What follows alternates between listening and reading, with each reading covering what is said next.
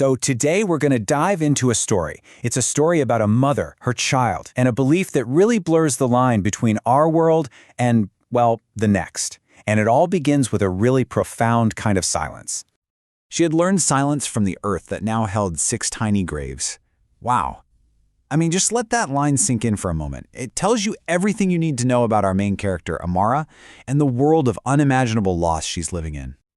All right, so in this first part of the story, we meet Amara at this crossroads, a moment of just absolute fear, but also this fierce determination. 6. That number, it just hangs over everything.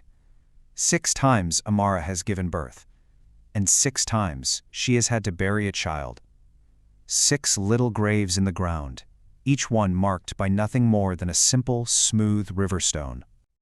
So now, she has a 7th child, a little girl. But then, this strange sickness starts to take hold. And it's not your typical fever, the kind that makes the skin hot to the touch. No, this is different.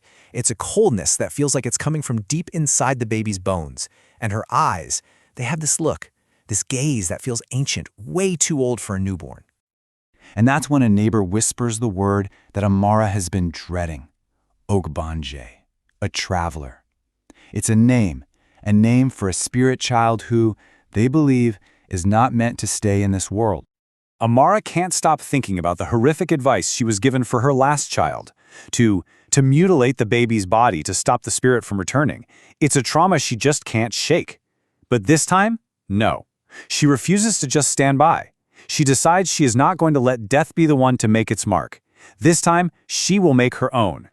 So she performs this ritual, born completely out of desperation and hope. First, she gets a small iron sewing needle. Then, she uses palm oil and the flame from a lamp to sterilize the tip. And finally, taking a deep breath that must have tasted like ash, she makes a tiny, jagged cut on her baby's cheek. It's a scar, sure, but for Amara, it's so much more. It's a prayer. It's a talisman, something she hopes will anchor her daughter to the world of the living. Okay, let's fast forward 6 years. The baby, her name is Nenica, has actually survived, but that doesn't mean the spirit world has forgotten about her. Nika's at the compound when she hears it for the first time, and it's not a normal sound, not at all. It's a whisper, deep inside her own head, that sounds like water flowing over stones. The voice, it's cool, it's patient, and all it says is, it's time to come home. It's a call from the other side, right? A reminder of a promise that she doesn't even remember making. And right here, you can see the 2 worlds just pulling at her. On one side, you've got the real, physical world.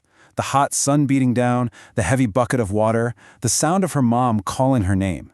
But on the other side is the spirit world's offer. The cool relief of the well water, these silent promises of peace, this feeling of just floating away from it all. Her mother, Amara, finds her just staring down into the darkness of the well. And when she sees that look in Neka's eyes, you can just hear the tremor in her voice as she asks, "Who are you talking to, my child?" In that one moment, the scar on Neka's cheek, it doesn't look like a prayer anymore. It looks like a failure. So we've heard this word a few times now, but what exactly is an Ogbanje? Okay, let's really break this down, because if you don't understand this belief, you can't really understand Amara's story. The word itself comes from the Igbo language in Nigeria, and it literally means the one who comes and goes.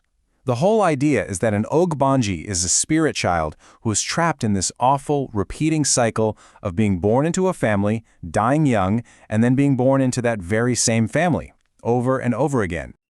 Okay, so at the heart of this belief is a kind of spiritual contract. The idea is that before this spirit is even born, it makes a pact with its friends in the spirit world, promising to die at a young age and come back to them. And this pact is what causes all the torment for the family, which is exactly why rituals and markings like the scar Amara made were created, to try and break that pact and convince the child to stay. And look at this. You can see how the story we've been telling maps directly onto the belief. The 6 deaths before Nika, that's the cycle of rebirth. The scar on her cheek, that's the ritual to try and break it. And the whispers at the well, well, that's the spirit world calling her back to fulfill her promise. Every single piece of their story is a perfect reflection of this really powerful cultural belief. But this isn't just about folklore. Not really. When you dig a little deeper, what you find is something that's incredibly human, something we can all understand. This is a story about love, and it's a story about grief. I mean, think about it. If you're in a time and place without modern medicine, to explain why infant after infant is dying, the Ogbanje belief gives you a framework. It gives a name to an unimaginable horror. It creates a narrative for a parent's grief, and maybe most importantly, it gives them a sense of control, actions they can take, like making a scar to fight back. It really is a story about a mother's desperate, powerful love when facing impossible odds. And that kind of brings us to a final thought. The story of the Ogbanje might be specific to Igbo culture, but the experience it's exploring, that's universal.